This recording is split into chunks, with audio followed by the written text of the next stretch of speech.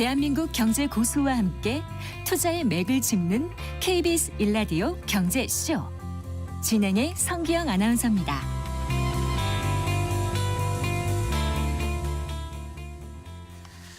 네, 트럼프 2기 행정부 출범 후 미국 우선주의 정책으로 우리 한국 경제의 성장의 핵심 축인 수출이 흔들릴 수 있다. 이런 전망이 나오고 있습니다.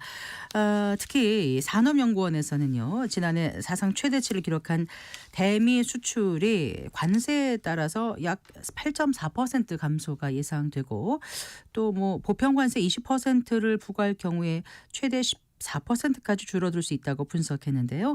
자, 트럼프 2기 행정부 정책에 따라 정책이 우리 산업에 미칠 영향에 대해서 오늘 생각해 보겠습니다. 산업연구원의 정은미 선임연구위원 스튜디오에 모셨습니다. 반갑습니다. 네, 반갑습니다. 감사합니다. 네. 자, 트럼프 당선인의 취임이 진짜 보름 앞으로 다가왔네요. 네, 얼마 남았습니다. 네.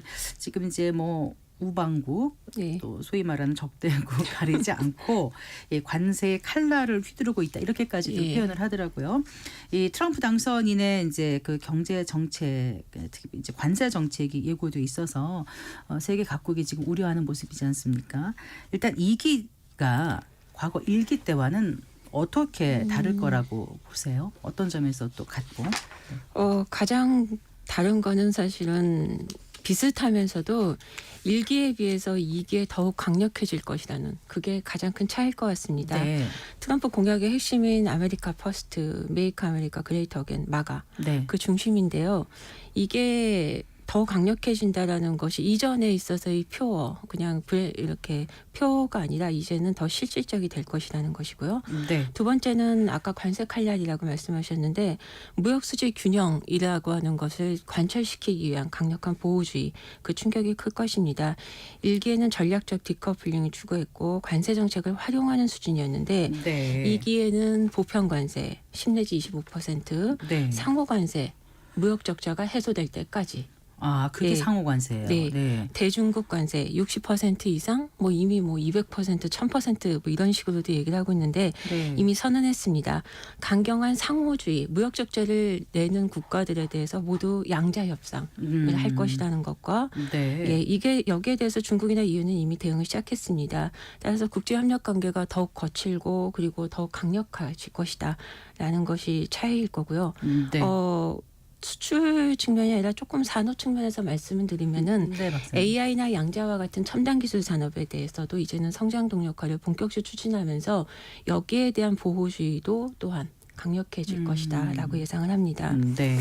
무엇보다 1기에 비해서 준비 수준이 다르다라는 것이 차이입니다. 1기에는 그러한 정책들을 하고 이제 적용하다가 중단한 경향이 있는데요.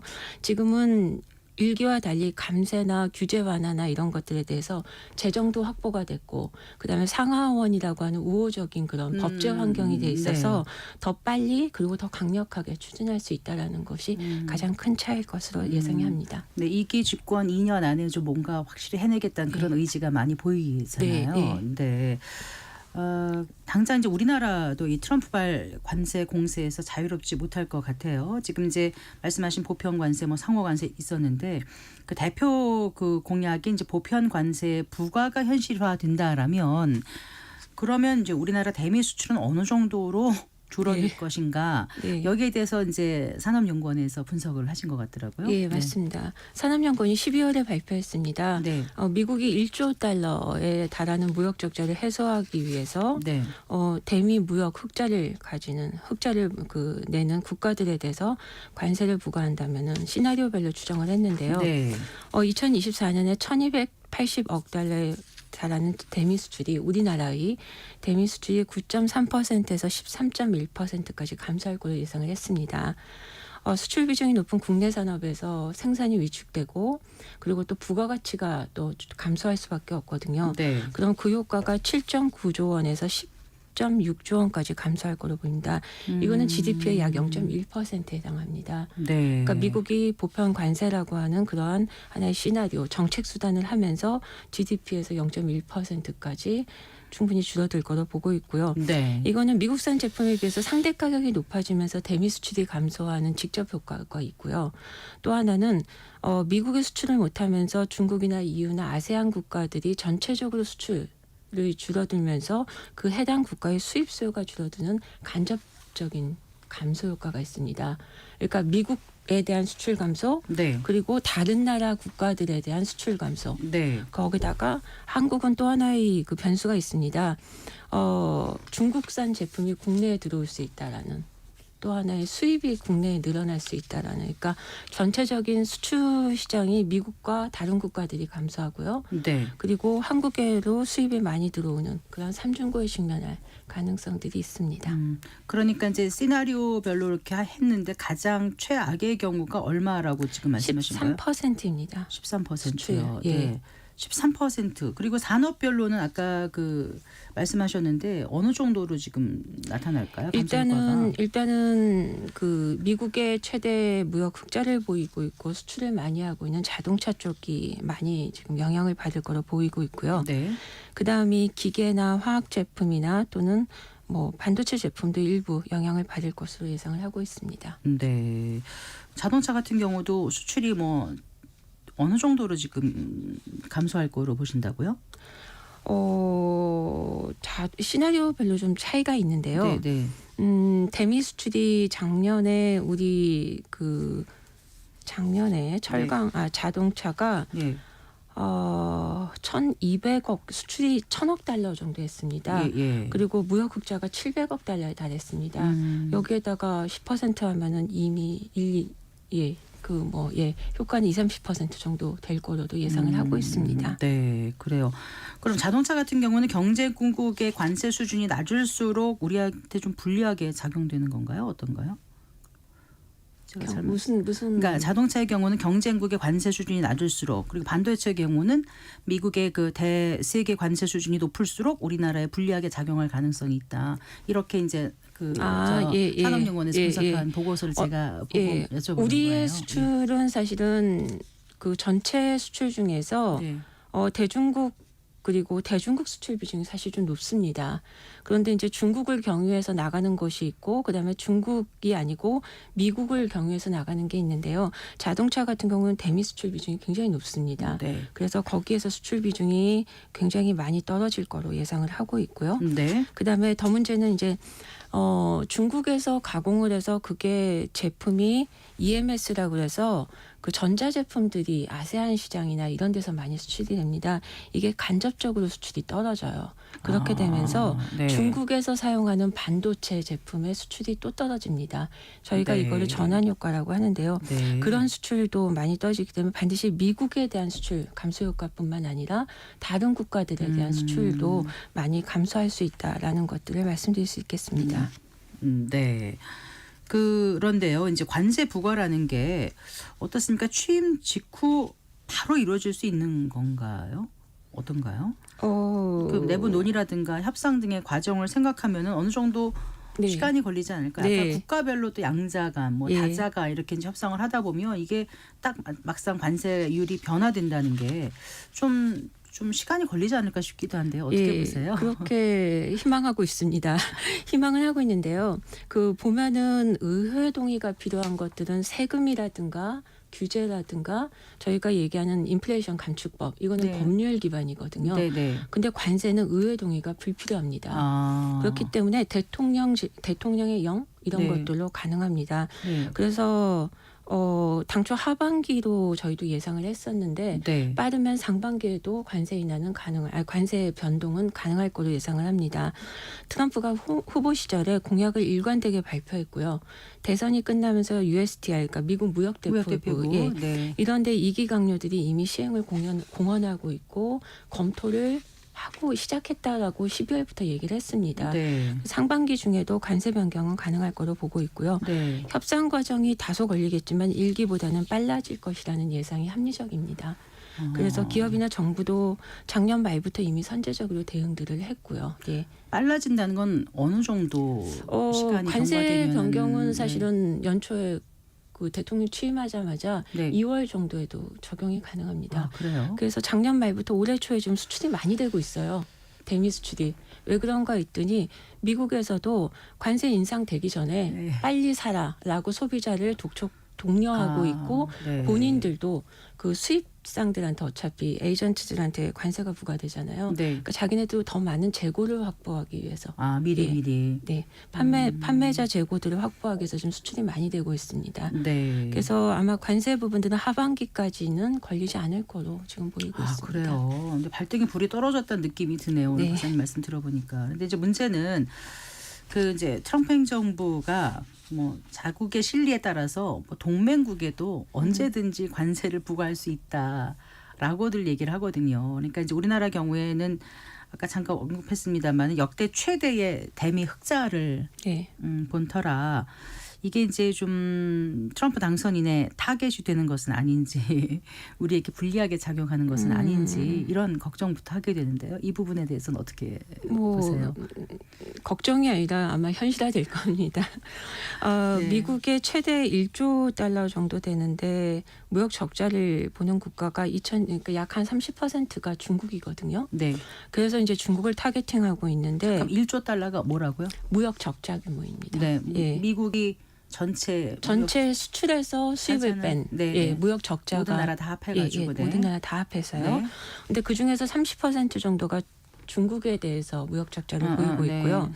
그다음에 멕시코나 캐나다와 같은 그 북미 지역입니다. 네. 예, 이 지역에 대해서 한 2천억 달러가 좀 넘습니다. 네. 그런데 그 다음이 독일, 일본 이쪽은 미국이 그러니까 제조 기반이 취약하거나 또는 기술력 이런 것들을 요구하는 것들이 많은데요. 네. 그 다음이 한국입니다.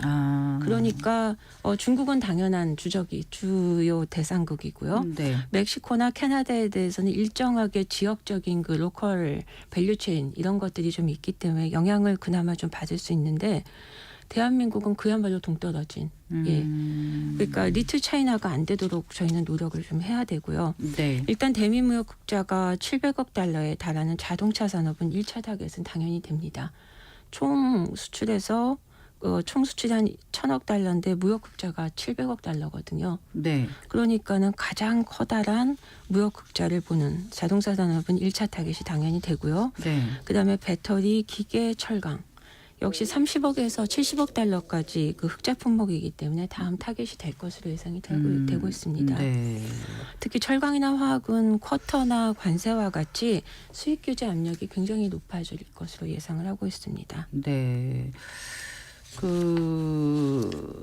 한국이 미국 정부 통계에 따르면 2021년까지는 대미 무역적 자국 14위였는데 네. 지난해 8위로 올라섰다고 하더라고요. 예. 이 정도면 정말 미국으로서는 견제할 수밖에 없는 뭔가 우리가 액션을 취해야 되는 그런 나라로 인식할 수밖에 없을 것 네. 같아요. 예, 대중 수출이 줄면서 예. 다음 가장 크고 가장 좋은 시장이 사실 미국이었거든요. 네네. 그래서 주요한 기업들이 대부분 이제 미국으로 많이 수출선을 전환도 했고, 그다음에 미국이 바이든 정부에서 투자를 많이 했잖아요. 투자를 많이 하면서 저희가 기계 수출도 많이 늘었고요. 거기에 투자를 하기 위한 기계, 네. 플랜트를 만들기 위한 거, 그다음에 거기에서 필요한 반도체 수출도 많이 네, 늘었고요. 네. 그다음에 자동차도 다른 나라의 수출들이 약간씩 지연이 됐는데 우리는 거기에 대한 부품 소재 공급 비중이 굉장히 좋아서 수출이 많이 늘어났어요. 네. 그렇기 때문에 오히려 그게 좀 약간 현재에 있어서는 불리할 수도 있는 그런 여건으로 작용하고 있습니다. 대미 무역 흑자가 역대 최대 규모로 불어나면서 오히려 이게 미국의 통상 압력을 자극할 예, 가능성이 예. 지금 높아진 상황이다. 이제 이렇게 봐야 되는데 그래도 그런 가운데 조금 다행이라고 봐야 되나요? 이제 그 뉴스를 접하고 약간 안심한 부분이 이제 조 바이든 행정부가 막판에 그 반도체 보조금 확정해 줬지 않습니까? 삼성전자하고 SK 하이닉스에 네. 대해서. 이거는 일단 좀 안심하고 가도 되는 부분일까? 아니면 여기 이미 이제 보조금 확정했는데 이것도 변수가 생길 수 있어요. 어떻습니까? 일단은 법률에 의해서 보조금을 지급을 했기 때문에 네. 확정했기 때문에 다행이라고 보고 있습니다. 예. 근데 이게 만약에 안 그랬다면은 보조금이 지급이 이제 되는 시점이 조금 아마 지급까지 완료가 됐으면 더 좋겠는데요. 네. 기업들이 당초 예상했던 투자나 운영 비용에서 차이가 발생하면서 미국 공장에서 신규 설비들이 가동이 정상화될 때까지 우리 기업들의 수익률이 떨어지는 상황을 피하지 못했었을 것입니다. 네. 근데 다행히 보조금 지급을 확정했고 규모도 했기 때문에 트럼프 2기에도 반도체법 2.0을 제안하고 있기 때문에 반도체 산업을 육성하겠다는 미국의 정책은 유지 또는 강화가 될 거로 예상이 됩니다. 네. 근데 문제가 하나 있습니다. 뭐요? 후보 시절 트럼프가 말한 게 있습니다. 미국이 재정 투입을 해서 네. 그 산업을 한다는 그 대상은 미국 기업이다. 라고 했습니다. 네. 외국의 기업들은 어차피 미국에 와서 판매를 목표로 하는 기업들이기 때문에 네. 보조금을 지급하지 않아도 투자할 것이다. 네. 왜냐하면 관세 장벽으로 막기만 한다면 네. 이런 얘기를 한 게 있었거든요. 따라서 미국계 기업과 외국계 기업에 대한 지원 조건은 변경될 가능성이 있습니다. 앞으로는. 네. 예를 들면 동일 규모 보조금을 지급하는데 해외 기업은 더 많은 투자를 하게 하거나 네. 아니면은 동일 규모를 투자하는 데 있어서 미국 기업에 비해서 보조금 금액을 현저하게 줄이거나 네. 지급을 하지 않거나. 그럼 그렇게 바꿔놓으면 혹시 이게 이제 단계적으로 보조금 지급이 되니까 네. 뒤에 네, 되는 거는 맞습니다. 조금 뭔가 예. 좀 영향을 달라질 받을 수도- 가능성이 있습니다. 예. 그렇군요. 네. 그래서 외국 기업 투자에 대해서 보조금 지급이 불필요하다라는 이러한 그 트럼프 후보 시절의 발언이 일단 투자가 시작되면은 저희는 어쩔 수가 없거든요. 그럼 그렇죠. 가야 되기 때문에 네. 그 조건의 변경이 지금 불확실하거나 위험 요인은 작용했습니다. 그렇군요. 네. 일단 취임 첫날 관세 부과 대상국 중 하나로 중국을 콕 찍고 있지 않습니까? 네. 일단 이렇게 되면 미중 갈등이 트럼프 1기 때보다 더 커질까요? 당연히 더욱 격화될 거로 예상합니다. 네. 미국 입장에서는 중국을 추격하거나 중국의 추격 또는 추월을 더 이상 두고 보기 어렵다라는 세계 부가가치 생산에서 중국의 비중은 35% 정도 됩니다. 이미 부가가치 네, 비중이. 부가가치 비중이요? 예. 네. 그다음에 산출액 기준으로 하면 50%예요. 네. 이 얘기는 세계에서 생산되는 공산품의 절반이 중국에서 생산된다는 거거든요. 네. 그렇기 때문에 공급망 안정화를 위해서라도 중국에 대한 견제는 미국의 견제는 더욱 강화될 수밖에 없고요. 네. 또 하나는 중국입니다. 중국은 트럼프 일기와 이미 많이 다릅니다. 역량도 좋아졌고 공급도 더 많이 하고 그렇죠. 기술 경쟁력도 좋고 그리고 세계 패권을 둘러싼 이 절체절명의 이 경쟁에서 중국이 양보를 할 이유가 없어지는 더군다나 경제도 안 좋기 때문에요. 네. 그래서 좀 더 격화될 거로 예상을 하고 있습니다.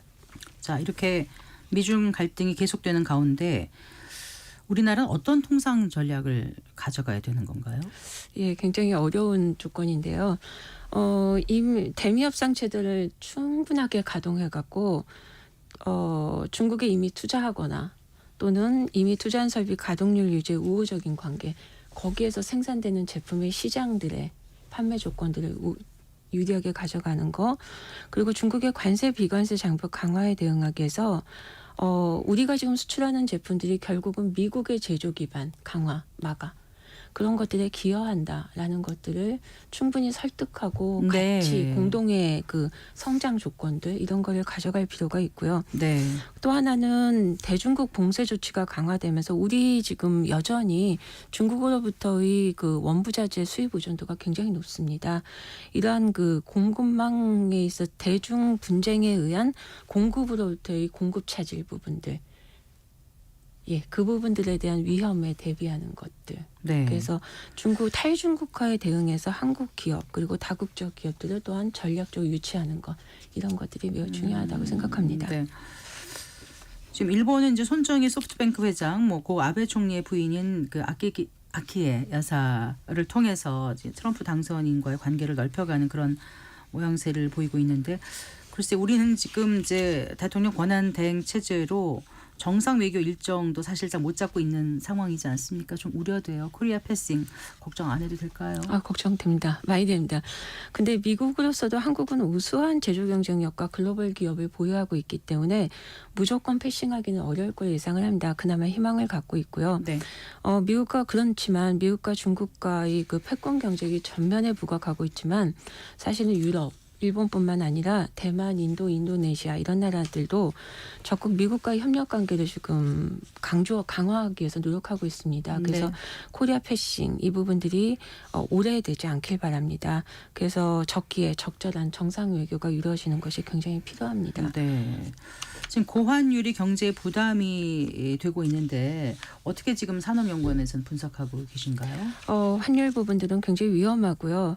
수출 기업에 도움이 되지 않냐라는 생각들을 하고 계신데 반드시 그렇지 않습니다. 네. 고환율이 되면은 가격이 싸지기 때문에 우리가 더 수출할 수 있다. 이건 옛날 얘기입니다. 네. 기술 경쟁력하고 품질 경쟁력에 기반하는 수출이 되기 때문에 가격 경쟁력에 좋아져서 우리가 수출이 많이 될 것이다. 불가능합니다. 왜냐하면 중국의 가격 경쟁력은 우리는 따라가기 어렵기 때문에요. 네. 그리고 뭐 원화 기준으로 더 많은 돈을 더 이렇게 확보할 수 있다. 결제액을, 예, 네. 그거는 해외에서 이미 그 자체로 그 투자가 다시 현지 투자가 이루어지는 구조도 있고요. 네. 그다음에 우리가 원료를 많이 수입할 수입합니다. 때. 예, 수입 유발 효과라고 하는데 우리나라의 그 소재 그러니까 중간재의 그 국산 투입률은 여전히 절반밖에 안 된다. 50%밖에 안 되고요. 50% 원유, 철강석, 석탄 뭐 이런 것들 다 수입을 하기 수입해야 때문에 되니까. 네. 원가가 또 같이 동반해서 올라가는 구조입니다. 그래서 예. 대부분 수출을 많이 하는 기업들이 수입 의존도도 높기 때문에 반드시 도움은 되지 않습니다. 네, 그래서 리스크 관리들이 굉장히 필요합니다. 네, 새해 열면서 참 무거운 마음으로 시작하게 네. 되는데 그래도 좀 우리 경제에 긍정적인 부분 이런 건 없을까요? 한국 산업에 있어서의 그 우수한 혁신 역량과 역동성, 창의력 이 부분들이 좀 기대를 하고 있습니다. 말 그대로 다가오는 격분기는 말 그대로 그레이트 트랜스포메이션 그러니까 즉 대전환기입니다. 여기서 한국 산업은 반드시 불리하지는 않을 거로 예상을 합니다. 가진 것이 많고요. 예, 글로벌 기업을 갖고 있고 우수한 인적 자원을 갖고 있고 그리고 산업 생태계가 굉장히 좋습니다. 산업 포트폴리오가 좋다라고 얘기를 하고 있는데요. 이 부분들을 좀 잘 활용해서 혁신 역량 여기다가 저는 최근에 이제 K컬처라고 보통 얘기하는데 이게 엔터테인먼트나 K뷰티 이렇게 얘기를 하고 있는데 네. 이것들의 효과는 국가 브랜드의 네. 신뢰성들을 높이는 이런 효과를 갖고 있기 때문에 네. 잘 결합하는 민간 부분의 역량 그리고 이것들을 잘 지원하는 정책 이것이 좀 잘 이루어지기를 바랍니다. 네, 뭐 KBT 사상 첫 100억 달러 돌파라는 소식도 전해졌는데 아까 그 역동성 말씀하셨잖아요. 우리 산업이 활력을 찾고 지금의 위기를 잘 벗어나려면 어떤 방법이 가장 좋을지 끝으로 한 말씀 더 해주신다면. 네. 지금까지는 추격형 성장 전략이 대부분이었습니다. 다른 나라들이 하니까 미국이 하니까 유럽이 하니까 일본이 하니까 이제는 한국 산업이 자율성을 가지는 그러한 역량을 가지길 바랍니다. 아까 말씀드린 우수한 산업 생태계를 갖고 있고요. 네. 다양한 산업에서 국제 경쟁력을 갖고 있습니다. 그래서 글로벌 가치 사슬이 변화하는 시기에 우리의 대체 불가능한 그러한 역량 이런 것들을 좀 가지고 국가 산업의 경쟁 원천을 좀 확보했으면 합니다. 이 시기에 앞으로 3년, 5년이 가장 중요한 시기인데요. 네. 예, 이러한 대전환기에 우리가 가지고 있는 것들을 더 잘 활용해서 그리고 아까 말씀드린 역동성에 있어서의 가장 중요한 자원은 사람입니다. 네. 인구 구조, 뭐 제약 이런 것들로 받아들이는 게 아니라 더 잘 활용해 갖고 산업과 인적 자원들이 더 강화되는 그러한 시기였으면 합니다. 네, 잘 들었습니다. 네, 고맙습니다. 감사합니다. 네, 산업연구원 정은미 선임연구위원과 함께했습니다.